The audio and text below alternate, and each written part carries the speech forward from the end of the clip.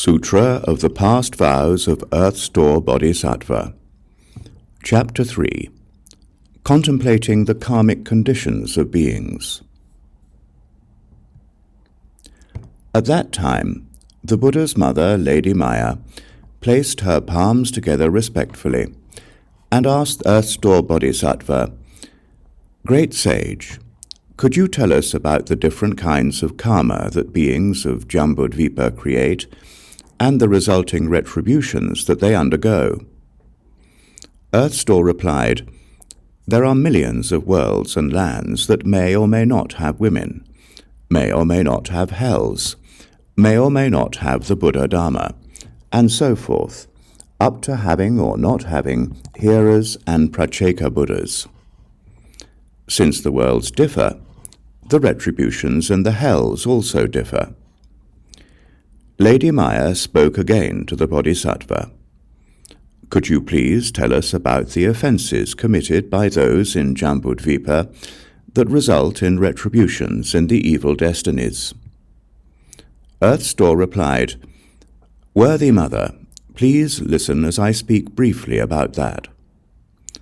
The Buddha's mother answered, "Great sage, please do tell us about it." Then Earth-Store Bodhisattva said to the worthy mother, "Retributions that result from offences committed in Jambudvipa are described like this. Beings who are not filial to their parents, even to the point of harming or killing them, will fall into the relentless hell, where for thousands of billions of eons they will seek escape in vain. Beings who shed the Buddha's blood, slander the triple jewel, and do not venerate sutras, will fall into the relentless hell, where for thousands of billions of eons they will seek escape in vain. Beings who usurp or damage the property of the eternally dwelling, who defile bhikshus or bhikshunis, who commit sexual acts within the Sangharama, or who kill or harm beings there, will fall into the relentless hell, where for thousands of billions of eons they will seek escape in vain. Beings who seem to be Shramanas, but in their minds are not Shramanas, who destroy the things of the eternally dwelling, who deceive lay people, who go against their precepts, and who commit many other evil deeds, will fall into the relentless hell, where for thousands of billions of eons they will seek escape in vain. Beings who steal the wealth and property of the eternally dwelling, including its grains, food and drink, and clothing, or who take anything at all that was not given to them, will fall into the relentless hell, where for thousands of billions of eons they will seek escape in vain." Earth-Store continued, "Worthy Mother, beings who commit such offences will fall into the fivefold relentless hell, where they will constantly seek temporary relief from their suffering, but will never receive even a moment's relief." Lady Maya further asked Earth-Store Bodhisattva, "Why is that hell called relentless?" Earth-Store replied, "Worthy Mother, all the hells are within the great Iron Ring Mountain. The 18 great hells and the 500 subsequent ones each have their own names. There are hundreds of thousands more that also have their own names.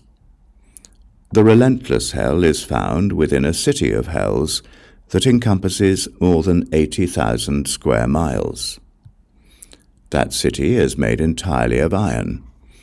An unbroken mass of fire extends for 10,000 miles above the city.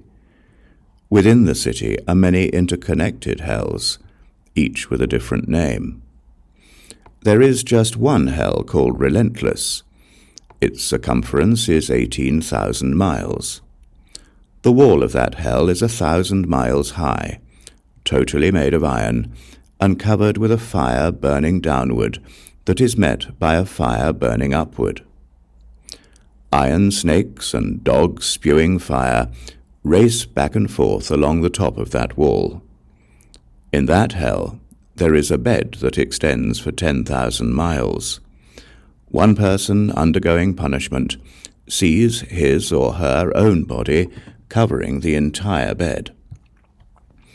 When hundreds of thousands of people undergo punishment simultaneously, each still sees his or her own body covering the bed. That is how retributions are undergone by those with the same karma. What is more, these offenders undergo extreme suffering. Hundreds of thousands of yakshas and other evil ghosts display fangs like swords and eyes like lightning, as they pull and drag the offenders with their brass-clawed hands. Other yakshas wield huge iron halberds that they use to pierce the offenders' mouths and noses, or stab their bellies and backs. They toss the offenders into the air, and then catch them by skewering them with the halberds, or they let them drop onto the bed. Iron eagles peck at the offenders' eyes, and iron serpents wrap around their necks. Long nails are driven into all their limbs. Their tongues are pulled out, stretched, and then ploughed through. Their internal organs are gouged out, sliced, and minced. Molten copper is poured into their mouths, and their bodies are bound with hot iron. Responses to their karma go on like that throughout hundreds of thousands of deaths and rebirths. They pass through hundreds of millions of eons, seeking escape in vain. When this world is destroyed, they find themselves in another world. When that world is destroyed, they pass on to another one. When that world too is destroyed, they move on to another one. When this world comes into being again, they return here. The situation involving relentless retribution for offenses is like that. Moreover, 5 karmic responses account for the name relentless. What are the 5? First, it is said to be relentless because punishment is undergone day and night throughout many eons, without ceasing for a moment. Second, it is said to be relentless because one person fills it in the same way that many people fill it. Third, it is said to be relentless because repeated punishments continue without cease throughout years that stretch into nayutas of eons. Those punishments are inflicted by instruments of torture, such as forks and clubs, or by eagles, serpents, wolves, and dogs, or by pounding, grinding, sawing, drilling, chiseling, cutting, and chopping, or by boiling liquids, iron nets, iron ropes, iron asses, and iron horses, or by rawhide strips bound around one's head, and molten iron poured over one's body, or by meals of iron pellets and drinks of molten iron. Fourth, it is said to be relentless because all beings undergo karmic responses based on the offenses that they have committed, whether they be men, women, savages, old, young, honorable or lowly, whether they be dragons, spirits, gods, or ghosts. Fifth, it is said to be relentless because offenders continually undergo 10,000 deaths, and as many rebirths each day and night from the moment they first enter this hell, and on through hundreds of thousands of eons.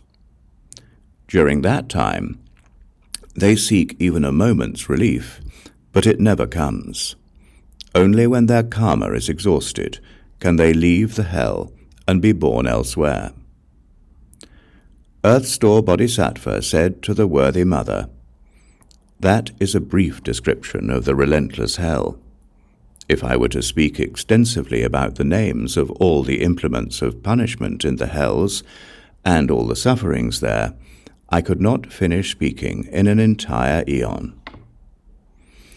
After hearing that, Lady Maya placed her palms together sorrowfully, made obeisance, and withdrew.